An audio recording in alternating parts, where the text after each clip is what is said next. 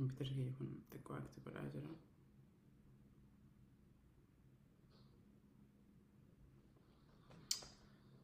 No folcha computer kiyya maaf xiqqoo akti godhaa jira. Anyway, sagalee namni gariin ni dhageettanii welcome jettanii galatoomaa isin jedha. Let's see. Ni dhageettu jedhee abdii qaba jechuudha. Waan hedduurraa dubbachuun yeroon qabullee anillee waan guddaan qabu waanuma lamarraan dubbadha jedheetiin dhiyeenya kana karaa Geneva Europeetiif karaa New Yorkii ture. Update sanillee fuuliin kennin ammallee san update kennuuf otoo hin ta'ini yaaduma sanii walitti hidhatee maal godhutti jirra maal godhuu qabdanii kan jedhu keessattuu ammoo komantii irra akka dubbachuu barbaade jedhee viidiyoo dhiyeenya kana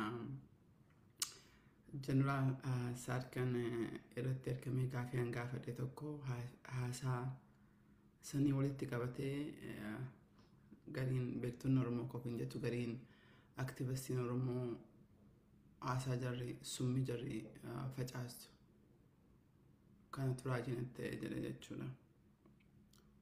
Anyway, ka jalqabaa irratti actually sanii duratti har'i guyyaan Oktoobarii 6 sa'aatii 2 sa'aatii Eastern irratti panel discussion dubartii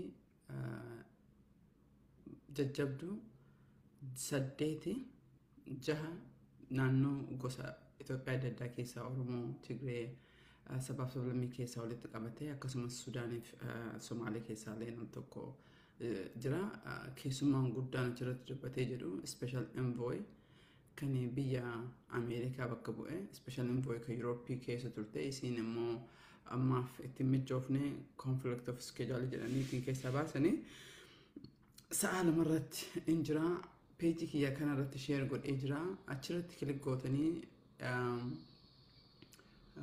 Twitter irratti yoo kilik gootanii Zoom link tu jira register gootan attiin kan mallee bakki xiqqaanne jiranatti fakkaate please dhageeffadhaa dhaqaan jira guutuu gahee jira nama dhibba baay'eetu galmaahee ture jechuudha. Yookiin ammoo anillee Twitter kiyya irratti illee share godhee jira jechuudha waa'ee sagantaa har'aa kana jechuudha. Namoonni baay'een special envoy kana I think special envoy ka Sadafati or Senator Kunte Danica Frafati has been the most very committed. Lero ba ye walgenne sakali Oromo le akagai agaha. In fact walgahi lama publicly thonte in namoota keessummaa irra godhe irratti nusu jalqabee jedhe Oromoon jalqabee jedhe gaaffii jalqabaallee inni Itoophiyaa deemee yoo deebi'ee jedhu gaaffii jalqabaallee natu gaafatee waa'ee beelaatiin specifically walitti qabatee gaafatee jechuudha.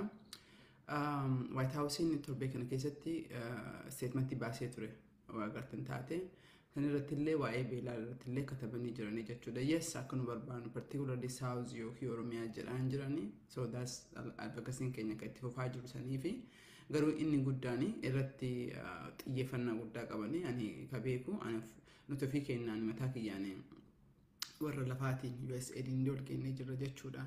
Sufficientidha very fagoodha sufficient miti. Anyway keessummaan kun guddaan nama yeroo baay'ee miidiyaa irraa agartanii fagoorraa agartanii hadhanii dubbatee jedha sa'aatii 2 Eastern time sa'a 1 Central time sa'a 11 mountain immoo karaa West Coast kana jechuudha sa'a irra dubbatee jedha. Galmooftanii jedhee abdiin qaba. Facebook irraa waan dubbachuu qofa ta'uu hin ta'in achirratti galmooftanii jira. Anyway kiyyatti yoo deebi'ee jedhu torbee lamaan dabre karaa irra deemaa ture hin beektanii first foremost akkuma gaabdiraa jedhee warra na keessummeesseen warra Genevas ta'ee warra France hedduu galatoomaa isiniin jedhee jira jechuudha. Garuu sanii walitti hidhatee waan tokkotu jira. Waggaa lamaaf cinaa kana keessatti wanni akka Oromootti Oromoon dubbataa ture wanni ollaan daddalagee jedhe wanni ani illee irratti xiyyeeffadhee jedhe justice Oromoon justice dhabee jedhe Oromoon du'ee akkuma bineensaa akkuma sareellee bineensaa gadiillee ta'eetiin bineensaa nyaattamee lafee isaa qofatu argamaa ture for so long kana yeroo kana qofaa miti for so long godhamaa ture dhiibbaan keenya guddaan yoo taate ajjecha Hacaaluu walitti hidhateetiin independent investigation ture jechuudha. Now sani argataa jirra. Ka gaafanne sani waggaa lamaaf ka argataa jirru sana. Garuu kana jechuun ammoo balbalatu baname malee godhaa jiranii jechuun miti sirraa hundi itti aanu irratti investigate ta'aa jechuudha. Akkuma riippoortii san dubbistanii credible evidence qabna Oromiyaa keessatti rakkoon jiraachuu ka jedhu. Kana ammoo isini nuyi Oromoo hunda credible evidence kana nama 20 nama 30 akkasii miti. Iyyaalattanii warra kana yeroo baay'ee ol geennee jira isin jennee isinitti himaa turre jechuudha. Nam tokko guutuu fi peejii baay'eedha. Maqaa callaa umrii callaa keettee miti. Kanaaf kanaa walitti hidhateetiin community Oromoo gaaf duraa atiin torbee dabree jimaata irratti warra Germany wajji wal geenye jennee saniin dura yennaan France wal geenye turre. So community tokkoon adda addaan wal geenye maal irratti haasofne maal godhaa jirra isin ammoo maal godhuu qabdanii kan jedhu irratti communitoota hedduu qunnamnee jirra. Communities biyyan jiru kan keessatti community kana roughly 27 jira. 27 keessaa gariin active miti warra active ta'e keessaa community tokko xiqqoo rakkoo qaba. Other than that community martinu hedduu positive dha. Baay'ee galatoomaa isin jedha. Wannan sirratti dubbachuu barbaade warri community Oromoo keessa isteen martinu community ofii qaba. Community martinu ammoo yookiin kara WhatsApp yookiin Viber dhaan group community center qabdanii. So achirratti waa'ee kana yoo hin dhagahin taate please community leader keessan dubbisa. Maaltu deemaa jira maal godhuu dandeenya ka jedhu yeroo isa windows opportunity dha. Carraa kana keessatti wanti galchuu dandeenyutu jira. Wanti galchuu dandeenyu kana ammoo nuti expertidha. Train itti godhuudha yeroo gabaabaadha. Gaaffiin Oromoo waggaa lamaaf cinaa kan ture is about justice. Waraana irra hin turre ollaani. Anillee waraana kana godhaan turre asiin duuna asiin baana asiin naqaba. Asiin ana malee beekaan hin jiru ana malee sabboonaan hin jiru ana malee nama biraa gargaarina ana malee nama biraa hin dubbisnaan jenne nuti ka jenne. Justice kamitti justice to eat Oromoo kan addunyaan agarti kan jedhu irratti kanaaf carraan xiqqoon xurreen xiqqoon banamtee jirti. Xurree kana keessatti hirmaannaan Oromoo community hedduu barbaachisaadha. Keessattuu community warra bakka buutanii yoo nurraa dhagahuu baattan dhageettan jedhee abdiin qaba. Tiima hojiinan dalagaa. So tiin martinuu state haga 3-5 qaba between 3 and 5 irraa dhageettan jedhee abdiin qaba jechuudha. So yoo hin dhagahini nuqunnamaa jira. Kabeekeera fi maara rakkoo hin dandeenyu jechuudha. Fakkeenyaaf isteenni gargaarsa guddaa fakkeenyaaf waan DC fudhattee DC'n Virginiatu jira, Marylandtu jira, DCtu jira walitti hidhamaniitiin DMV jedhanii garuu akka afooshaatti illee deemaa jirra jechuudha. Akka afooshaatti illee because information dhaabbileen xixiqqoon tuni afooshaa akka afooshaa kun humna guddaa waan qabaniif information guddaa waan qabaniif waa hedduu nuuf himuu danda'anii nullee jara tireen gachuu dandeenya waan jedhuuf. Lammata irratti kan hin dubbachuu barbaadde karaa jiin ta'ee jedhe. I think jimaata dabre walgahii kana yeroo jalqabaa ta'e yeroo baay'ee itti hirmaadhe jechuudha. Mootummaa karaa Ripaabilikaaniitiin mootummaa Ameerikaa karaa Ripaabilikaaniitiin conversation kana deemaa turanii karaa Oromootiin yoo yaadattan taatanii anaaf obbo Baqqalaanii Washington DC deemneetiin irratti hirmaannee ture jechuudha walgahii kana jechuudha. Walgahii kana gareemmaan kun qopheessu Saadqaan jimaata dabre affeeree ture jechuudha. Carraa argadhee gaaffii gaafadhe jechuudha. Gaaffii sadiin gaafadhe.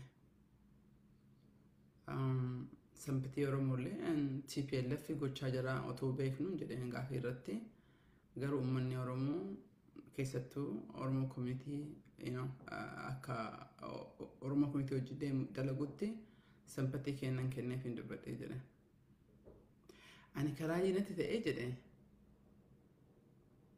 Akkaataan namoonni gariin haasaan dubbadhe isaan micciiranii kana qofaa miti. Yeroo jalqabaatiif nama dhaaba jalqabaa taane mootummaan gamtoome sa'a tokko ol dhimma Oromoo wajji gadi haasofne kuni lafaa hin dhufne. Qoosaan hin dhufne Facebook irratti lallabuun hin dhufne miidiyaa ganda keessaa irratti ta'anii lallabuun hin dhufne. It's through hard working dhufee jedha. It's through persistent and consistent. Consistent and persistent jechuun afaan Oromootiin itti ciccinee namni nutti harki nu dhahee namni nu dhagahee dhabaate ton ta'in it is about the job. Jastasii uummata Oromoo waan finnuuf barbaannee fi jastasii kana immoo dhuguma namni fiduu danda'u guddaan tokko too jiraate dhaaba kana. Rabbii gadi mootummoota kuwwanii ol mootummaa Ameerikaa wajjin biiroo hedduu hojjetu argaa jirra. Wanni UN kana dubbataa jirruuf kan UN kun is the highest sanii achi State Department wajjin mootummoota adda addaa wajjin waa'ee makanaa walitti dalagaa jirra. In fact, akkuma isin jedhe gaaf tokko jee kanallee hoo waaqni jedhee update guddaa tokko qabna. That will complete our mission jechuudha gara kiyyaanii gara akka ilaalcha kiyyatti. So after hard work evidence waan qaba odeessama toon ta'in uummata Oromootiif bakka buufnee jenne. Oromoodhaaf sagalee taane. Kanama ajjeese kan mootummaas ta'e garee OLS ta'e garee biraas ta'e it should be accountable. Akkasitti namanee jedha akka nam tokkotti. Yeroo kana keessatti yeroo Oromoon ofii isaatii wal nyaatu waaqa dubbannee jenne quba qabna namni martuu dubbachuu ganda keenya waan ta'eef beektaa marti nu harkarra qaqqabee jira. Dhugaa ol baasuun barbaadu Oromoo garii biratti dhugaan bakka hin qabdu. Ganda san yoo ta'e immoo ganda san qubatti qabuun tokkoffaadha. Ganda ofii yoo ta'e immoo achumatti gadi qaqqabnee jenna jechuudha. Keenya yoo ta'e immoo infaarsina kan ambaa yoo ta'e otoo inni dalagu gadi qabnee jenna. Dhugaa fi dhalatu wal keessa makate Oromoo keessatti. Kanaaf gargaaruu dabran. Rakkoon Oromoo yeroo jalqabaatiif akka Amaara hin ta'in akka Tigree hin ta'in as baatee dhuftee jette. Rakkoon Oromoo akka nu ta'e agarree jenna jechuudha. Yeroo jalqabaatiif crystal clear haga rakkoon keenya keessa ta'e immoo falli keenya keessa qofa.